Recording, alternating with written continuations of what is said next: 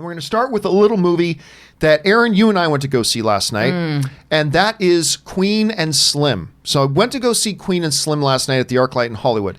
And I was expecting, it just looked like it was going to be kind of a thrilling Bonnie and Clyde on the run kind of movie. And I got to tell you, it is some of those things. What it was at its core, though, to me, and I'm going to be interested in hearing your thoughts on this, Aaron, but at its core to me, that most surprised me, and I mentioned this in my quick little review, my 1 minute after movie theater reaction video that I did, is it is unexpectedly sweet. Like that was a part of this movie that I was not expecting to see. But you get these two characters who are essentially strangers when the movie starts.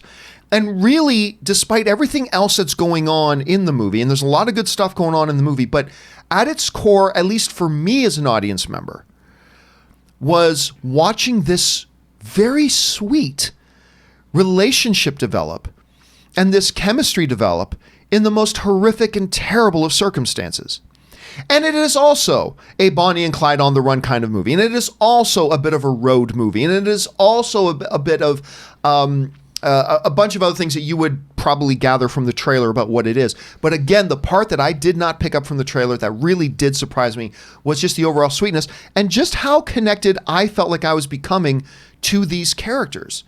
And I was invested in them the whole way. From the beginning of the movie, which, tiny, tiny spoiler, very first shot of the movie is them on their first date, getting together for the first time over at a dinner. And their dynamic right away won me over. I'm like, I could watch 2 hours of these two awkwardly talking. I could watch 2 hours of this.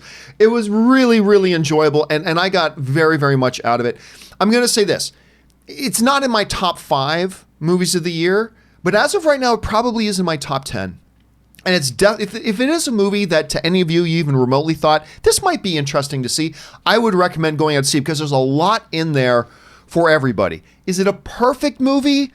No. It does suffer in a few places for me with, there's some pacing issues a few times throughout the movie. There's also a couple of moments that I went, did they really just have that character say that or do that? There was a couple of those, yes. But to me, the good of the film far outweighed any of those things. And again, at its core, Rob, you often talking about, regardless of whatever genre, make good stories with good characters. And that's what they did with Queen and Slim. And I was really, really happy with it. Aaron, you had a chance. You watched this with me last night, and you and I didn't have much of a chance to talk afterwards, but what were your overall impressions of Queen and Slim? Oh my gosh. Okay, you're going to have to cut me off because I have so many things to say about this movie. I have met Jodie Turner-Smith, and so before I even heard about the movie, I met her and spoke to her about the movie, and she could not have been more lovely, so I was very aware of this. She and I actually have the same manager, and so that's how I knew about it. And I was really excited to see this film. So I was.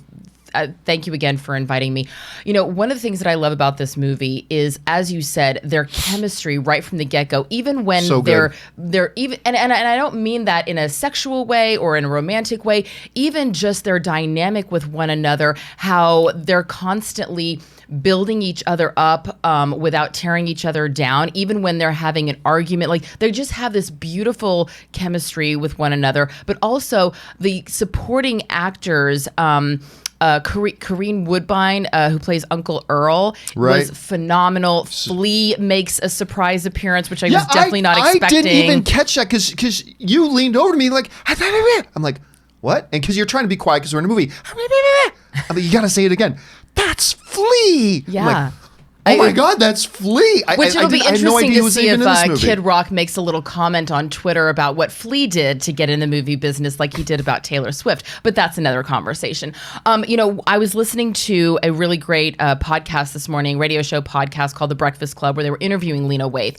And what she was saying is, because they also compared it to Bonnie and Clyde. And she said, yes, there's been a lot of comparisons, but when you see the film, you realize that really is only skin deep, because whereas Bonnie and Clyde were these outlaws, these criminals, Queen and Slim were just black people living their lives.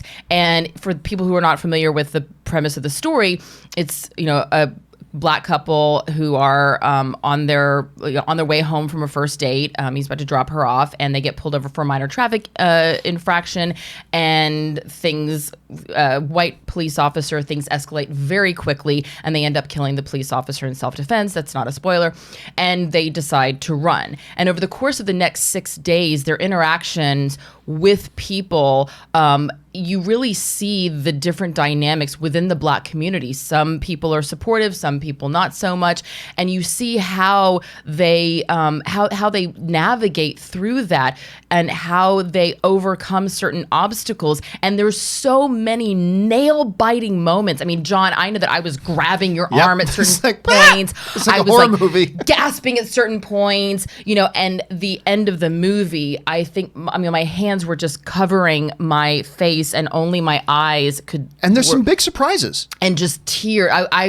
It is a movie that really just rocked me to my core. And I have to also say this, since this is a movie show, I feel like I want to take a minute to talk about this.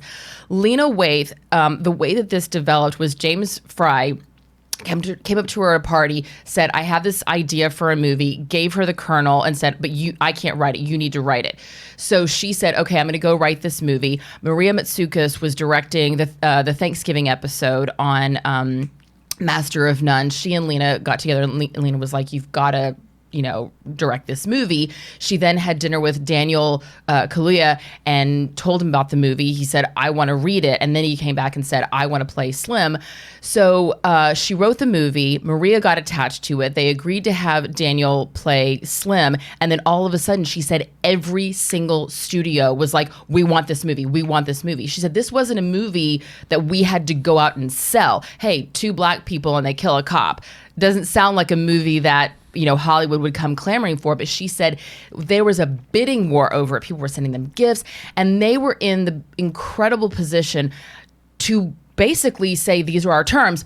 And it's really incredible. If you have a chance, go and watch listen to the Breakfast Club podcast, the interview with Lena Waithe, to hear all of their demands and to see how if you create the content, you can write your own ticket in Hollywood. And it is a movie that really does exceed what you think the basic premise is when you see the trailer. And I was quite taken with it. What do you guys, some of you, I know they've done some fan screenings across the country. Have some of you guys seen it? If not, where's your expectations levels been for it? Jump down to the comment section below and let us know your thoughts. All right.